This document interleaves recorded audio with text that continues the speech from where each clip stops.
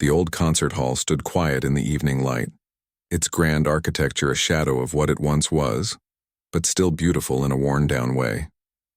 Thomas Reed moved slowly across the wooden stage, pushing his mop in steady strokes. The smell of lemon cleaner filled the air as he worked, the only sound in the empty hall being the gentle squeak of his cleaning cart wheels and the occasional hum of a tune from his lips. At 42, Thomas wasn't where he'd imagined he'd be when he was younger. Life had taken some unexpected turns. His dark hair was starting to gray at the temples, and the lines around his eyes told stories of both laughter and hardship. He'd been the janitor at the Riverside Concert Hall for almost 4 years now, taking the evening shift so he could spend his days with his 10-year-old son. Noah. Almost done, he mumbled to himself, glancing at his watch. It was nearly 9 and Mrs. Peterson from next door couldn't stay with Noah past 10. Thomas picked up his pace, moving the mop with more purpose as he worked his way toward the magnificent grand piano that stood at center stage. The piano was a beauty, a Steinway concert grand that had been played by some of the greatest musicians who passed through their small city. Thomas always saved it for last, not because it needed special cleaning, but because he loved being near it. There was something about the instrument that pulled at him, like an old friend calling him home. As he carefully wiped down the piano's gleaming surface, he couldn't help but remember a different life. Before Noah, before becoming a single dad, before the cleaning job, there had been music. Real music that flowed from his fingertips and filled rooms much like this one. Not that anyone here knew about that part of his life. Here, he was just Thomas the janitor, the quiet guy who kept to himself and did his job well. Mr. Reed? The voice startled him, and he turned to see Darlene, the venue manager, walking toward him across the stage. Her heels clicked sharply against the wood floor. "Sorry to bother you," she said, adjusting her glasses. "I know you're about to finish up, but we have a bit of a situation. Tomorrow's charity concert. Our pianist just called. He's sick, something about food poisoning, and he can't make it." Thomas nodded sympathetically while continuing to polish the piano's lid. "That's too bad. Is there a backup?" Darlene sighed, rubbing her forehead. "That's the problem. The concert's at noon tomorrow, and all proceeds go to the Children's Hospital. We've called everyone we know, but it's too short notice. We might have to cancel." Thomas felt a twinge in his chest at the mention of the Children's Hospital. Noah had spent 3 weeks there 2 years ago after a bad case of pneumonia. The staff had been amazing, and Thomas had promised himself he'd find a way to pay them back someday. "That's a shame," he said quietly. "Those kids really look forward to these events." Darlene nodded sadly. "I know, I hate to disappoint them. Some of the children who are well enough were even going to be bussed in to watch." She shook her head. "Anyway, don't worry about locking up the piano tonight. I'm going to let some people try it out in the morning. Maybe we'll get lucky and find someone who can at least play a few simple pieces." As she walked away, Thomas stood frozen beside the piano, his cleaning cloth still in hand. A battle was raging inside him, one that had been dormant for years. He glanced at the keys, visible now that the lid was up for cleaning. His fingers twitched. It had been so long. Too long. After Darlene's footsteps faded, Thomas looked around the empty hall. The silence seemed to be waiting, holding its breath. Slowly, he placed his cleaning supplies on the floor and slid onto the piano bench. Just one note, he told himself, just to see if he remembered. His finger pressed down on a key, a middle C. The sound rang out clear and pure, filling the concert hall. Something inside him shifted, like an old door creaking open after years of being locked. Another note followed, then another, until his hands were moving across the keys in a simple warm-up exercise he used to practice every day. It felt strange at first, his fingers stiff and uncertain, but with each passing moment, muscle memory began to take over. Thomas closed his eyes, letting himself get lost in the feeling. It had been 7 years since he'd really played, not since Beth had died and he'd become both mom and dad to their 3-year-old son. Life had become about survival then, paying bills, making sure Noah had everything he needed. Music had seemed like a luxury he couldn't afford anymore. In terms of both time and emotion, the warm-up exercise flowed into something more complex. A piece he used to love, Debussy's Clair de Lune. His hand stumbled at first, hitting wrong notes, struggling to remember. But then, like water finding its natural path, the music began to flow. In his mind, he could see Beth smiling at him from their old apartment as he practiced. He could feel Noah as a baby, sleeping against his chest while he played quietly. The memories didn't hurt as much as he expected. Instead, they fueled the music, giving it a depth and feeling that technical skill alone couldn't provide. Thomas didn't notice the tears streaming down his face, didn't hear the door at the back of the hall opening, didn't see Darlene standing there with her mouth open in shock. He was somewhere else entirely, somewhere where he was still the man with dreams of concert halls and recording contracts. Before life had taken a sharp turn, the piece ended, the final notes echoing through the space. Thomas sat still, hands resting on the keys, afraid to break the spell. The silence that followed felt different somehow. Not empty, but full of possibility. A sudden burst of applause made him jump. He turned to see Darlene walking quickly down the center aisle toward him, clapping with a look of complete amazement on her face. "Mr. Reed." "Thomas, that was. I had no idea," and she stammered, reaching the stage. "Where did you learn to play like that?" Thomas felt heat rising to his face. He stood up quickly from the bench, embarrassed to be caught in such a personal moment. "I'm sorry," he said automatically. "I shouldn't have touched the piano. I was just sorry." Darlene laughed. "Are you kidding me? That was beautiful. You're exactly what we need for tomorrow's concert." Thomas shook his head firmly. No. I can't. I haven't played seriously in years. I was just remembering." "Well, your just remembering is better than most people's years of practice," Darlene insisted. "Please, Thomas. The kids would love it. We're desperate here." Thomas picked up his cleaning cloth, trying to return to the safety of his routine. "I'm not a performer anymore, Darlene. I'm a janitor. And a dad. I have responsibilities. And one of those responsibilities is showing your son that it's never too late to use your gifts," Darlene said gently. "Noah would be so proud to see his dad up on this stage." The mention of Noah made Thomas pause. What kind of example was he setting? Always playing it safe, always hiding his talents, always putting dreams aside. Yes, being responsible mattered, but so did being true to yourself. "I don't even have anything proper to wear," he said weakly. Darlene smiled, sensing his resistance fading. "We can figure that out, will you think about it? Sleep on it tonight." Thomas looked at the piano, feeling the pull of it even now. Part of him wanted to run away, back to the safety of his small apartment with its predictable routines. But another part, a part that had been silent for too long, was waking up. "I'll think about it," he finally said. After finishing his cleaning, Thomas walked home through the quiet streets of their small city. The night air was cool against his face, and the weight of Darlene's offer sat heavy on his mind. By the time he reached the apartment building, Mrs. Peterson was putting on her coat to leave. "Right on time," she said with a smile. "He's already asleep. Wore himself out with that science project." Thomas thanked her, paid her the usual amount, and closed the door behind her. The apartment was small but tidy, a living room that connected to a kitchenette, 2 small bedrooms, and a bathroom. Not much, but it was home. He checked on Noah, who was sleeping peacefully, his science project, a model of the solar system, sitting proudly on his desk.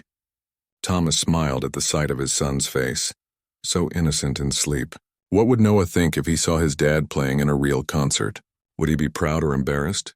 In the living room, Thomas's eyes fell on the old upright piano pushed against the wall. It had been Beth's, and he hadn't been able to part with it after she died, though he rarely touched it anymore. Noah took lessons on it now, showing a natural talent that made Thomas both proud and wistful. Sitting down at the small bench, Thomas gently played a few notes, careful not to wake Noah. The upright sound was nothing like the grand at the concert hall, but it still felt right under his fingers. Maybe it was time. Maybe it was time to stop being just Thomas the janitor and remember that he was also Thomas the pianist. Not for fame or applause, but for Noah, for himself, for the person he used to be and maybe, just maybe, could be again. Thomas closed the piano lid softly and headed to bed, knowing that tomorrow would bring a decision, and possibly a chance to step back into the light. After years of standing in the shadows, the morning sun filtered through the thin curtains of Thomas's bedroom window, waking him earlier than usual. For a moment he lay still, trying to figure out why his heart was beating so fast. Then he remembered the piano, the concert hall, Darlene's request. He checked his phone, 6:17 a.m. Too early to call anyone, but his MI and was already racing too much for more sleep. Thomas slipped out of bed quietly and made his way to the kitchen to start the coffee maker. The familiar routine helped calm his nerves as he measured the grounds and filled the water tank. While the coffee brewed, he peeked into Noah's room. The boy was still sound asleep, one arm thrown over his head, looking so much like his mother that it made Thomas's chest ache. Making sure not to wake him, Thomas gently closed the door and returned to the kitchen. Cup in hand, he found himself drawn to the old upright piano in the corner of their living room. Setting his coffee down, he opened the lid and played a few notes, keeping the volume soft. His fingers moved to a piece he hadn't played in years, Chopin's Nocturne in E-flat major. He stumbled over a few passages, his technique rusty from disuse, but the music was still there, buried inside him. "Dad?" Thomas stopped playing abruptly. Noah stood in the doorway of his bedroom, hair tousled from sleep, looking confused. "Sorry, buddy. Did I wake you?" Thomas asked. Noah shook his head, rubbing his eyes. "It's okay. I haven't heard you play like that in forever." Thomas felt a twinge of guilt. It was true. He barely touched the piano these days except to dust it or help Noah with his beginner lessons. "Do you remember when Mom used to ask you to play every night before bed?" Noah asked, walking over to sit beside Thomas on the bench. "I was little, but I remember." Thomas swallowed hard. "You remember that?" Noah nodded. "She'd hold me and we'd both listen. She said your music could make the stars shine brighter." Thomas blinked rapidly, fighting back tears. Beth had always been his biggest supporter, even when he'd given up his music career to take a steady job when she got pregnant. "Your mom liked to exaggerate," he said with a small smile. "Why'd you stop?" Noah asked, his young face serious in the early morning light. It was a fair question, one Thomas had asked himself countless times over the years. "Life got complicated," he said finally. "After your mom died, I had to focus on taking care of you, keeping our home, making sure we were okay. But we are okay now, aren't we?" Noah asked. Thomas put his arm around his son's shoulders. "Yeah, buddy, we are." "Then maybe you should play again," Noah said simply, as if it were the most obvious thing in the world. Thomas took a deep breath. "Actually, I might be. There's a charity concert at the hall today, for the children's hospital. Their pianist canceled, and the manager heard me playing last night. She asked if I would fill in." Noah's eyes widened. "Like a real concert? With people watching?" "That's usually how concerts work," Thomas said with a chuckle. "Are you going to do it?" The excitement in Noah's voice was unmistakable. Thomas hesitated. "I don't know. I'm pretty rusty, and it's been a long time since I performed in front of people. I'm not sure I remember how." Noah's face fell slightly. "But you'd be helping the kids at the hospital, right? The same one that helped me when I was sick?" "Leave it to a child to cut straight to the heart of the matter," Thomas nodded. "Then you have to do it," Noah said firmly. "You always tell me we should help people when we can." Thomas couldn't argue with his own words being thrown back at him. He ruffled Noah's hair. "When did you get so smart, huh? Come on, let's have breakfast. I need to make a phone call afterward." They ate cereal together, Noah chattering excitedly about the possibility of seeing his dad perform on a real stage. By the time they finished, it was after 7, and Thomas figured it was late enough to call Darlene. She answered on the second ring, sounding stressed. "Thomas, please tell me you're calling with good news." "I'll do it," he said, his stomach nodding as the words left his mouth. "But I can't promise it'll be any good. And I'll need to bring Noah. He can sit backstage." Darlene's relief was audible. "Thank you. You're saving us. And of course Noah can come. Just be at the hall by 10 for a quick rehearsal, okay? The concert starts at noon." After hanging up, Thomas sat on the couch, suddenly overwhelmed by what he'd agreed to. What would he play? What would he wear? What if he froze on stage? "Dad, are you okay?" Noah asked, noticing his father's expression. Thomas nodded, forcing a smile. "Just thinking about what music to play. Play what makes you happy," Noah suggested. "That's what Mom would say." Thomas's smile became genuine. "She would, wouldn't she?" He stood up, suddenly energized. "Okay, let's get moving. We have a concert to prepare for." The next 2 hours were a blur of activity. Thomas dug through his closet until he found his old dress pants and a button-down shirt that still fit. They were a bit wrinkled, but would have to do. Noah insisted on wearing his fancy clothes, too. Khaki pants and a sweater vest he usually saved for school picture day. Thomas sat at their small piano and quickly ran through some pieces in his mind, testing his fingers on a few to see which ones he could still manage. He settled on a program of 4 pieces: Debussy's Clair de Lune, Chopin's Nocturne in E-flat major, Bach's Prelude in C major, and if he was feeling brave, Beethoven's Moonlight Sonata, the first movement only. Nothing too technically demanding, but beautiful music that he loved. By 9:30, they were out the door and walking quickly to the bus stop. Noah bounced alongside him, practically vibrating with excitement. "Do you think there'll be a lot of people?" he asked. "I don't know," Thomas replied honestly. "Probably not too many. It's a small charity event." The bus ride to the concert hall took 15 minutes. Thomas spent it with his eyes closed, mentally playing through his pieces, his fingers twitching slightly on his knees.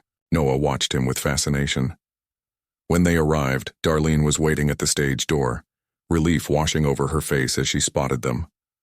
"Oh, thank goodness. Come in, come in." She ushered them inside, leading them through the backstage area. "We have about 20 minutes for you to get comfortable with the piano before the staff starts arriving. Some of the children from the hospital will be here around 11:30. The backstage area looked different in the daytime. Thomas was used to seeing it dim and empty during his evening cleaning shifts. Now, with sunlight streaming through the high windows and the hustle of preparation beginning, it felt like a different world entirely.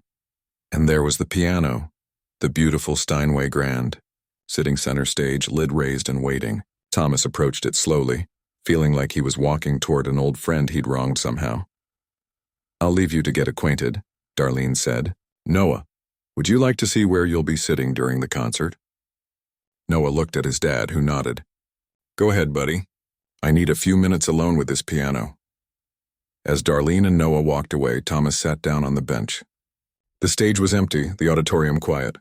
He placed his hands on the keys, feeling their cool smoothness beneath his fingertips. Then, taking a deep breath, he began to play. The Bach Prelude in C major flowed from his hands. Simple, elegant, precise. He'd always loved Bach for the mathematical beauty of his compositions. As he played, Thomas felt himself relaxing, muscle memory taking over. The piece wasn't perfect, he fumbled a few notes, but it was better than he expected. He moved on to Clair de Lune, losing himself in its dreamy, impressionistic quality. This piece had always been Beth's favorite. He could almost feel her presence beside him as he played, encouraging him, loving him. Thomas was so absorbed in the music that he didn't notice the small audience gathering in the wings. Darlene had returned with Noah, and a few stagehands had stopped their work to listen. It wasn't until he finished the piece and heard applause that he looked up, startled. "Dad, that was awesome," Noah called out, running onto the stage. "You never play like that at home." Thomas smiled, embarrassed but pleased. "This piano makes me sound better than I am." "I doubt that," said Darlene, approaching with a wide smile. "Thomas, I think we're in for something special today." The next hour passed quickly. More staff arrived. The hall began to fill with quiet activity, and Thomas continued to practice, gaining confidence with each passing minute. Noah sat in a chair near the piano, watching with undisguised pride. At 11:30, Darlene came to tell them that people were being seated. Through a gap in the curtain, Thomas could see that the hall was filling up, more people than he'd expected. His stomach tightened with nerves. "The children from the hospital are here too," Darlene said. "They're seated in the front rows." Thomas nodded, suddenly finding it hard to speak. This was really happening. After 7 years of silence, he was about to perform again, not in some bar or restaurant, but on a proper concert stage. "Dad?" Noah tugged at his sleeve. "Are you scared?" Thomas knelt down to his son's level. "A little," he admitted. "It's been a long time." Noah wrapped his arms around his father's neck in a tight hug. "You'll be great, I know it. Mom would think so too." Thomas held his son close, drawing strength from the small, warm body against his. When he pulled back, he felt steadier. "Thanks, buddy. That helps." Darlene returned to lead Noah to his seat in the wings. "5 minutes, Thomas," she said with an encouraging smile. Alone on the stage, hidden by the curtain, Thomas closed his eyes. He thought of Beth, of Noah, of the life he'd lived and the one he'd set aside. He thought of the children sitting in the audience who'd been helped by the same hospital that had saved Noah's life. Music had once been everything to him. Then life happened, bringing both tragedy and joy, and music had faded into the background. But maybe it didn't have to stay there. Maybe, just maybe, there was room in his life for both, for being Noah's dad, and for being the musician he'd once dreamed of becoming. The stage lights brightened. From the other side of the curtain, Thomas heard Darlene's voice welcoming everyone to the charity concert. His heart pounded in his chest as she began to introduce him. Our scheduled pianist was unable to perform today, but we are incredibly fortunate to have found a remarkable talent right here in our own concert hall. Thomas took a deep breath. It was time. The curtain rose slowly, revealing Thomas sitting at the grand piano, his hands resting lightly on his knees. The stage lights felt warm on his face, and for a moment he was frozen, staring out at the sea of faces before him. The audience sat in polite silence, waiting. In the front rows, Thomas could see the children from the hospital. Some were in wheelchairs, others had IV poles beside them, but all were looking at him with expectant eyes. In the wings, Noah gave him a thumbs up and a wide smile that looked so much like Beth's it made Thomas's heart skip. Taking a deep breath, Thomas turned to the piano. His hands hovered over the keys for just a second before he began to play Bach's Prelude in C major. The familiar notes flowed from his fingers, simple but beautiful, filling the concert hall with clear, perfect sound. The piece was short, just a few minutes long, but Thomas felt himself settling into it, his nerves calming as the music took over. He had played this piece hundreds of times before, as a student, as a teacher, as a man in love playing for his wife. The muscle memory was still there, his fingers finding the right keys almost without thought. As the last notes of the Bach faded, there was a moment of silence before the audience broke into applause. Thomas gave a small nod of acknowledgement, surprised by the warmth of their response. He hadn't expected that. Hadn't expected anything, really. Except maybe polite tolerance for the janitor trying to be a musician. Encouraged, he moved on to Claire de Lune. This piece was more challenging, more expressive. As he played the opening notes, soft and delicate like raindrops, Thomas closed his eyes. He thought of Beth, of their small apartment years ago where he'd play this for her while she sat with her eyes closed, smiling. In his mind, he could see her so clearly, her dark hair falling over her shoulders, the way she'd sway slightly with the music. She had loved Debussy, had loved the dreamy quality of his compositions. "It sounds like how falling in love feels," she'd told Thomas once. As the piece built to its gentle climax, Thomas let himself be carried away by the memory and the music. His body swayed slightly, his face reflected the emotion of the piece, the longing, the beauty, the hint of melancholy. He wasn't just playing notes on a page. He was telling a story. His story, Beth's story, their story together. When he finished, the applause was stronger this time. Thomas opened his eyes to see a few people dabbing at their eyes with tissues. He hadn't expected that either, that his music could still move people that way. He glanced toward the wings where Noah was watching, his young face shining with pride. The sight gave Thomas a surge of confidence as he prepared for his next piece, Chopin's Nocturne in E-flat major. This was more technically demanding. With its flowing left-hand accompaniment and ornate right-hand melody, Thomas stumbled slightly on one of the runs, his fingers not quite as nimble as they once were, but he recovered quickly. The beauty of the piece remained intact despite the small imperfection. Gas, he played. Thomas found himself looking at the children in the front rows. One little girl in particular caught his eye. She couldn't have been more than 7 or 8, with a colorful scarf wrapped around her head and a stuffed rabbit clutched to her chest. She was watching him with complete absorption, her eyes wide, her mouth slightly open in wonder. Thomas smiled at her, and to his delight, she smiled back, a big, gap-toothed grin that lit up her whole face. He played the rest of the piece for her, channeling all his emotion into the music, wanting to give this child something beautiful amid whatever difficulties she was facing. The applause after the Chopin was even more enthusiastic. Thomas could hear a few bravos from the audience, and he felt a flush of pleasure. He hadn't felt this alive in years, this connected to something bigger than his day-to-day existence. For his final piece, he had planned to play the first movement of Beethoven's Moonlight Sonata, but looking at the children's faces, at the little girl with the rabbit, he made a last-minute decision. Instead, he launched into Schumann's Traumerei, a piece whose title meant dreaming in German, a gentle, hopeful melody that felt right for this moment. The piece was simpler than the others. But what it lacked in technical challenge, it made up for in emotional depth. Thomas poured everything he had into those few minutes. His love for Noah, his memories of Beth, his gratitude for the hospital that had saved his son, his rediscovered joy in making music. When the final notes drifted away, there was a moment of perfect silence. Then the audience erupted in applause. Real, enthusiastic applause, not just the polite kind. Several people rose to their feet, including most of the hospital staff who had accompanied the children. Thomas stood and bowed awkwardly, unprepared for this response. He caught sight of Noah in the wings, jumping up and down with excitement, and he couldn't help but grin. This moment, this was something they would both remember. As the applause continued, Thomas noticed Darlene signaling to him from the side of the stage. She was mouthing something, but he couldn't make it out over the noise of the crowd. Finally, she held up 5 fingers, then made a piano-playing gesture. It took Thomas a moment to understand. She was asking if he would play one more piece, an encore. He hesitated, running through his mental catalog of music. What else could he play that would fit this moment? Then it came to him. He nodded to Darlene and returned to the piano as the audience quieted down. Before he began, he spoke for the first time, his voice a bit rusty from nerves. "This is for my son Noah and for all the children here today. It's called To a Wild Rose by Edward McDowell." The piece was short and sweet, with a simple, unforgettable melody that Thomas had taught Noah during their piano lessons at home. It was one of the first real pieces Noah had mastered, and Thomas could see his son mouthing the notes as he played.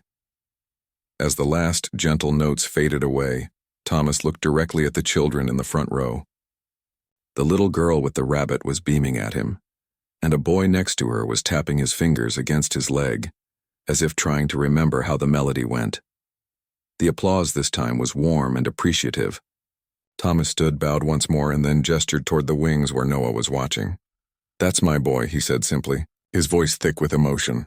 Noah ran onto the stage, a bit shyly at first, then with more confidence as Thomas opened his arms. The audience cooed and clapped as father and son embraced center stage. "You were amazing." "Dad," Noah whispered, hugging him tightly. "Thanks, buddy," Thomas replied, his voice choked with emotion. Darlene appeared on stage with a microphone. "Ladies and gentlemen, I think we've all witnessed something very special today. Let's give another round of applause for Thomas Reed." The audience obliged enthusiastically. Thomas bowed again, one arm around Noah's shoulders. "And now," Darlene continued, "I have a surprise announcement. Dr. Chen, the head of pediatric oncology at City Children's Hospital, was in our audience today and has a few words for us." A petite woman with short black hair and glasses stood up in the third row. "Mr. Reed, that was truly extraordinary," she said, her voice carrying clearly through the hall. "We're so grateful for your willingness to step in today. The funds raised from this concert will help so many of our patients." She paused, looking directly at Thomas. "We have a small music therapy program at the hospital, but we're always looking for volunteers with real talent to work with our kids. After what we heard today, I'm wondering if you might consider sharing your gift with our children on a more regular basis." Thomas was stunned. He looked down at Noah, who was nodding vigorously. "You should do it, Dad," Noah whispered loudly enough for those in the front rows to hear, causing a ripple of affectionate laughter. "I'd be honored," Thomas said into the microphone Darlene held out to him. "Music has always been a healing force in my life. If I can share that with the children, it would be my privilege." Dr. Chen beamed. "Wonderful. We'll be in touch to work out the details." As Thomas and Noah left the stage to continued applause, Darlene pulled them aside in the wings. "Thomas, that was incredible," she said, her eyes shining. "You've been hiding this talent all this time? While mopping our floors?" Thomas shrugged, embarrassed by the praise. "Life happens. Sometimes you have to set things aside for a while." "Well, I'm glad you picked it up again," Darlene said firmly. "And I have a proposition for you if you're interested. We've been looking for someone to give piano lessons here at the hall, part of our community outreach program. The pay isn't much, but you could use our pianos, including that Steinway, for teaching. It would be just a few hours a week after school hours. Would that work with your schedule?" Thomas was speechless. Noah, however, had no such problem. "Say yes, Dad," he urged. "You could keep your cleaning job too if you want, but this would be so much cooler." Thomas laughed, ruffling his son's hair. "Let me think about it," he told Darlene, though in his heart, he already knew the answer. As they walked through the backstage area heading for the exit, they were stopped by a small voice. "Excuse me, piano man?" Thomas turned to see the little girl with the rabbit, accompanied by a tired-looking woman who must have been her mother. "Lily wanted to thank you personally," the woman explained. "Your music made her very happy today." The little girl, Lily, held out a folded piece of paper.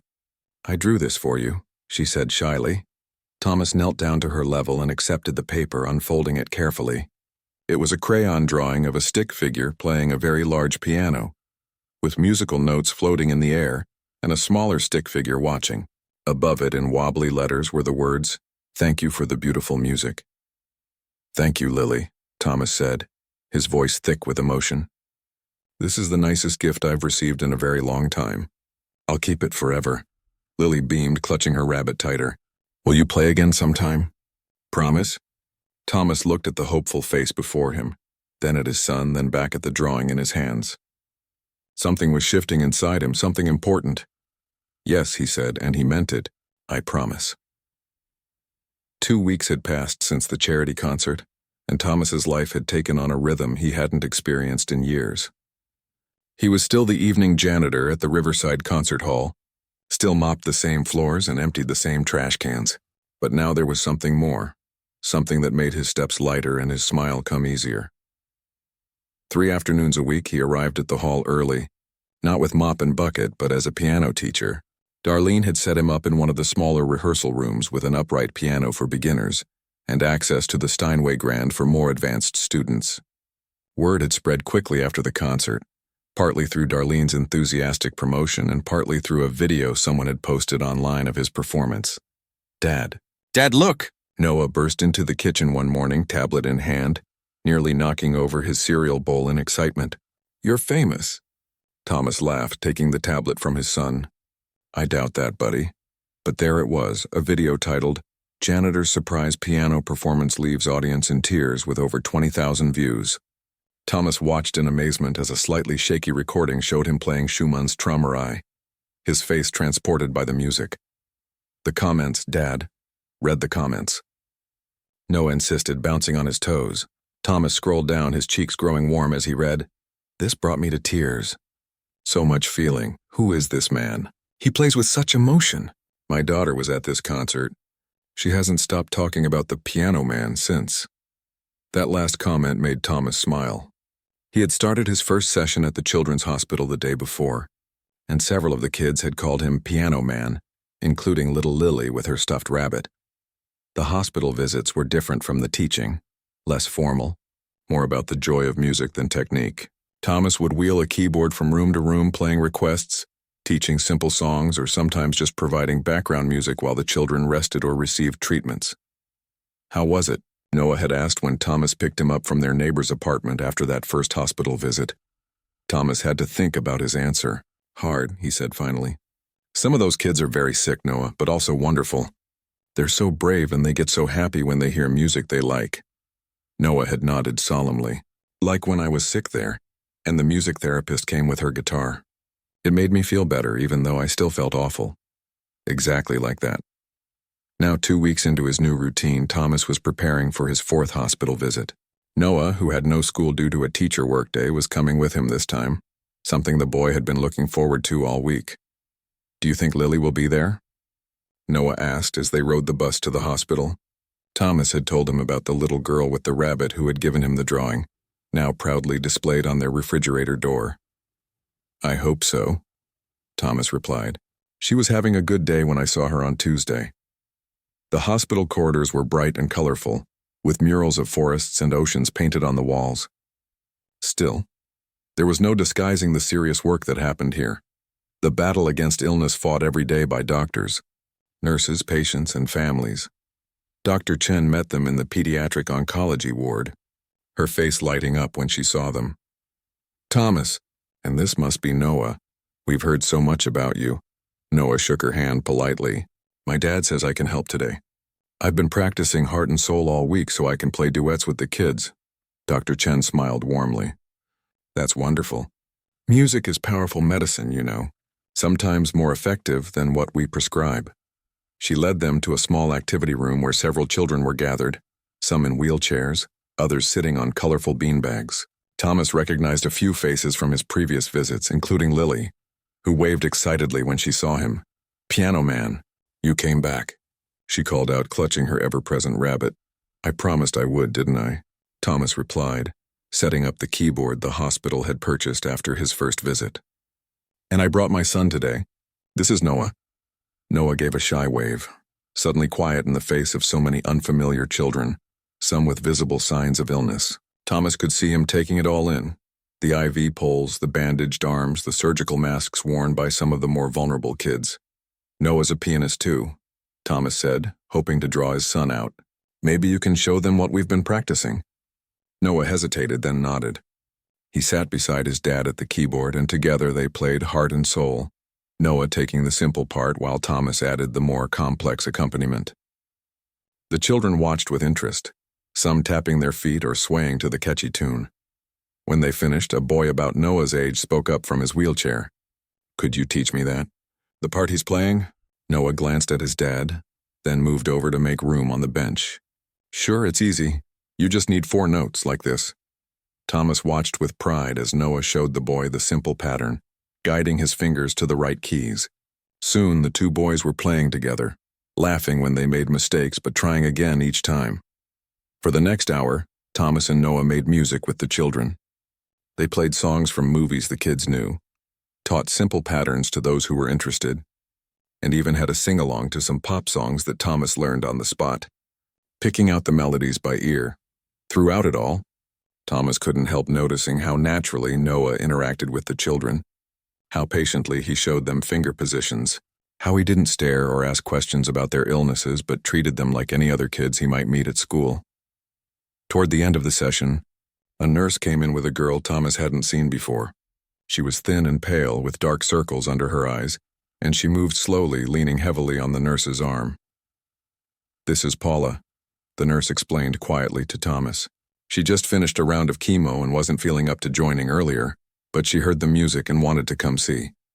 Thomas smiled at the girl. "We're glad you could make it, Paula. Is there something you'd like to hear?" Paula eased herself into a beanbag chair, her movements careful and deliberate. "Do you know any Taylor Swift?" she asked, her voice soft but hopeful. Thomas chuckled. "I can figure out the basics." "Any song in particular?" "Enchanted is my favorite," Paula said. "I listen to it when I'm having treatments." Thomas hadn't heard the song, but Noah had.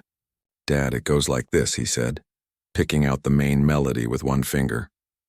Thomas listened, then joined in, building chords around the simple tune, creating an improvised version of the song. As they played, Thomas watched Paula's face. Her eyes closed and a small smile appeared on her lips. Her head moved slightly with the music, and for a moment, she looked like any other young girl lost in a favorite song, not a patient in a hospital fighting a serious illness. When they finished, Paula opened her eyes. "Thank you," she said simply. "That was beautiful." Later, as Thomas and Noah were packing up to leave, Dr. Chen pulled Thomas aside. "You have quite a special son there," she said, nodding toward Noah, who was showing Lily how to play chopsticks. "I know," Thomas replied, watching them with a full heart. "He amazes me every day. He's a natural with the children. They respond to him, especially the ones close to his age. Would he be interested in coming regularly with you? We could make it official. He'd be our youngest volunteer." Thomas felt a surge of pride. "I'll ask him, but I think I know what he'll say." On the bus ride home, Noah couldn't stop talking about the kids he'd met, especially Paula and the boy in the wheelchair, whose name was Ryan. "Ryan's really good at piano. Dad, he learned Heart and Soul super fast. And did you see Paula's face when we played her favorite song? She looked like she wasn't even sick anymore for a minute." Thomas nodded, noticing how animated his son was. "Dr. Chen asked if you'd like to come back regularly, as an official volunteer. Would you be interested in that?" Noah's eyes widened. "For real? Like with a badge and everything?" "I imagine so," Thomas said with a smile. "But it's a commitment, buddy. These kids might get attached to you, and you'd need to be reliable. Like you're always telling me, when you make a promise, you keep it," Noah said solemnly. "I want to do it, Dad, I really do." That night, after Noah was asleep, Thomas sat at their old upright piano, playing softly in the dimly lit living room.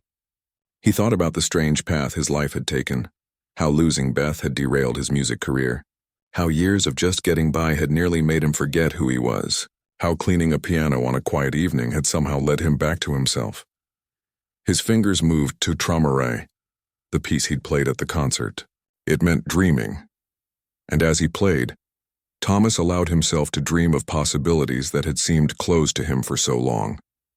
He thought of the piano students who now looked at him with respect, of the children at the hospital whose faces lit up when he entered their rooms, of Noah growing into a young man with compassion and talent. He thought of Beth, and how proud she would be of the life they had built, different from what they'd planned, but beautiful in its own way. The piece ended, its final notes hanging in the air like a question. Thomas sat in the silence for a moment, then reached for a notebook he kept near the piano. In it, he had started jotting down ideas for a composition of his own, something he hadn't done since college. He hadn't told anyone about this yet, not even Noah. It felt too new, too fragile. But each night, he added a few more measures, a new melody, a chord progression that captured something he couldn't quite put into words. Thomas turned to a fresh page and wrote at the top, "For Noah and Lily and Paula and Ryan." Then he began to play, softly at first, then with growing confidence, letting the music take him where it wanted to go. 6 months had passed since that life-changing day when Thomas had sat down at the concert hall piano. Spring had turned to summer, and now autumn was painting the city in shades of gold and red. Outside the hospital windows, leaves drifted from the trees, and inside a small group had gathered in the children's ward recreation room. "Happy birthday, dear Lily, happy birthday to you." The voices of children, medical staff, and a few parents filled the colorful space.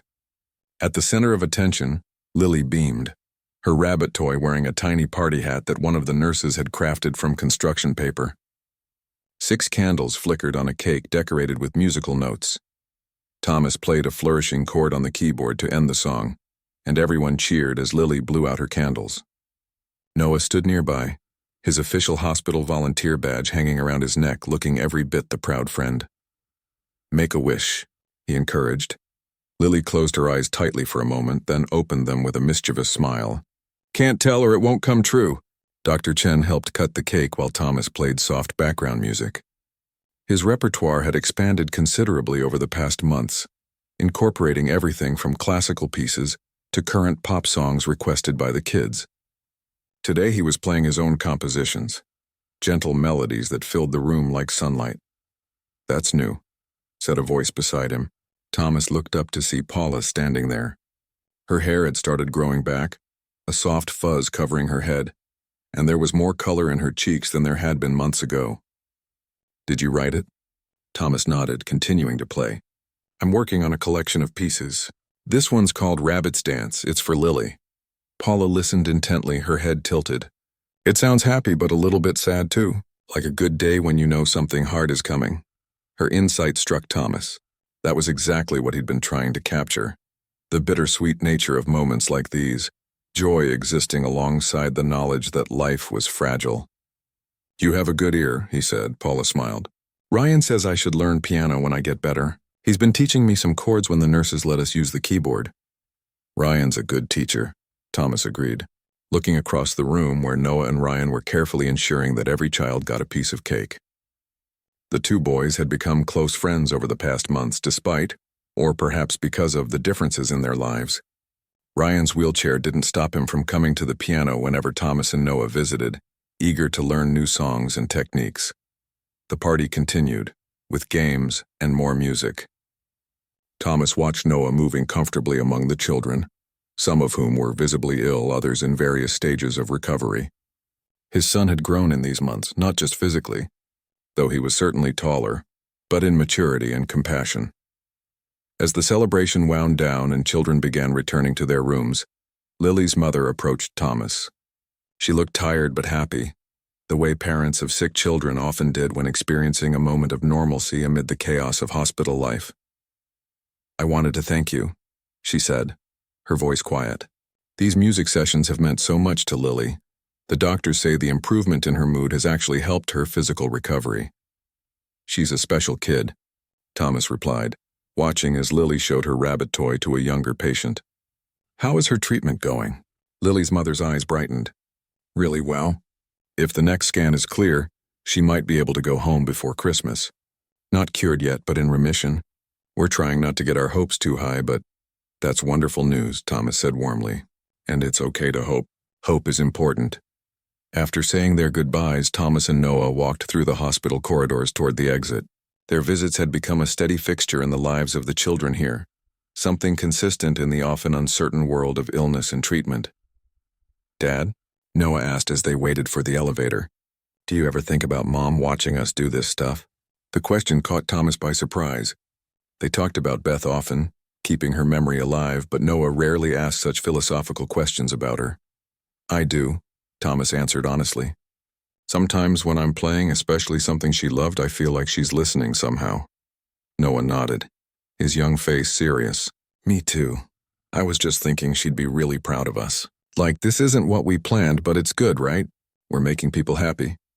Thomas put his arm around his son's shoulders, suddenly aware that the boy now reached almost to his chest. "It's better than good, buddy. And yes, she would be very proud, especially of you." The elevator arrived, its doors sliding open with a soft ding. "Mr. Reed? Noah? Could I catch you before you go?" They turned to see Dr. Chen hurrying toward them, slightly out of breath. Thomas held the elevator door. "Of course, is everything okay?" "More than okay," Dr. Chen said with a smile. "I've just come from a meeting with our hospital board.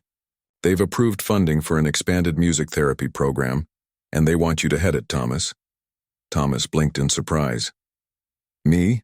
But I don't have any formal training in music therapy. You have something better, a natural talent for connecting with patients through music," Dr. Chen replied.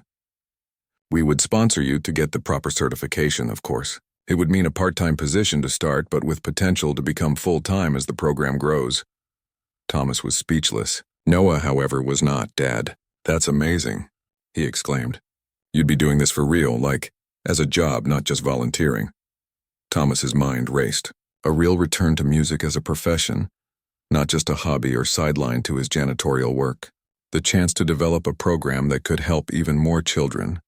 It was more than he'd dared to hope for when he sat down at that piano 6 months ago. "I'd need to think about the logistics," he said carefully. "My schedule with Noah, the cleaning job, the piano students. Take all the time you need," Dr. Chen assured him. "The position won't be officially open until January, but I wanted you to know. This is happening because of the difference you've made here." As they finally left the hospital and walked to the bus stop, Thomas was quiet, turning the offer over in his mind. Noah seemed to sense his father's thoughtfulness and didn't interrupt, though Thomas could practically feel the boy's excitement radiating beside him.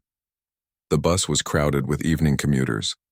They found a seat at the back, and as the city passed by outside the window, Thomas finally spoke. "It would mean some big changes for us." Noah nodded. "Good changes, though." "You wouldn't have to clean floors at night anymore," Thomas smiled. "I don't mind the cleaning work, you know. It's honest work, I know," Noah said quickly. "But this would be better, wouldn't it? You'd be playing piano and helping kids, doing what you love." What you love. The phrase echoed in Thomas's mind as he remembered Beth saying similar words to him years ago, when he'd considered giving up music entirely for a more stable job. "Follow what you love, Thomas," she had urged. "The rest will follow." He hadn't listened then, too afraid of the uncertainty. And then when she died, survival had become the only priority. Keeping a roof over their heads, food on the table, making sure Noah was okay. Music had seemed like a luxury he couldn't afford, emotionally or practically. But now life had somehow circled back, offering him another chance.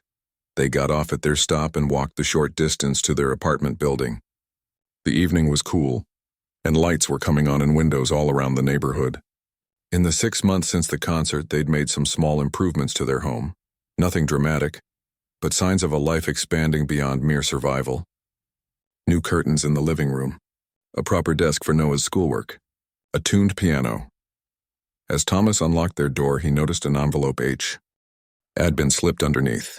He picked it up, recognizing the Riverside Concert Hall logo in the corner. Inside was a letter from Darlene. "Dear Thomas, I'm thrilled to inform you that our board has approved the creation of a new position, Director of Community Music Programs. The job would involve overseeing all our educational outreach, including the lessons you're already teaching, as well as developing new programs for underserved communities. You were the unanimous choice for this position. Your talent as a musician, combined with your ability to connect with people from all walks of life, is exactly what we need. This would be a full-time position with benefits, starting in the new year. Please call me to discuss details. Warmly, Darlene. Thomas read the letter twice, then handed it to Noah, who skimmed it with widening eyes. Dad, 2 job offers in one day? That's crazy. Thomas sank onto the couch, feeling slightly overwhelmed. 6 months ago, he had been invisibly cleaning floors while people applauded for others on stage. Now he was being offered not 1 but 2 positions that would put his music at the center of his life again. What are you going to do? Noah asked, sitting beside him. Thomas looked around their small apartment, at the piano in the corner, at the drawing from Lily framed on the wall, at the photos of Beth smiling from the bookshelf, at his son watching him with excited eyes. I don't have to decide tonight, he said, but I'm thinking, maybe I could do both in some capacity. Part-time at the hospital, part-time at the concert hall. We'd have to work out the details, but Noah nodded enthusiastically. That sounds perfect. You'd still get to help the kids at the hospital, but you'd also get to teach and maybe even perform sometimes at the hall. Thomas smiled at his son's enthusiasm. It would be a juggling act, but maybe the right kind of busy. What do you think, honestly? Our life would change. I might need your help more around the house. Dad, Noah said, his voice suddenly serious beyond his years. Remember when you asked if you should play at that first concert? I told you that you had to because we should help people when we can. This is the same thing. You're helping people with your music. Of course you should do it. Thomas felt a surge of pride and love for this remarkable boy who had somehow grown so wise while he wasn't looking. When did you get so smart? Noah grinned. I have a pretty good teacher. Later that evening, after Noah had gone to bed, Thomas sat at the piano, his notebook of compositions open before him. He was working on a piece called New Beginnings, something that had started as a simple melody and was growing into something more complex and beautiful with each revision. His fingers moved over the keys, finding the notes that expressed what he was feeling: gratitude, hope, a sense of coming full circle. The music flowed from him, no longer rusty or hesitant, but confident and sure. 6 months ago, he had been just a man cleaning a stage. Now he was finding his way back to who he had always been meant to be. Not just for himself, but for Noah, for Lily and Ryan and Paula, for all the people whose lives he could touch with music. As the last notes faded into the quiet apartment, Thomas closed the notebook and smiled. Beth had been right all along. When you follow what you love, the rest really does follow.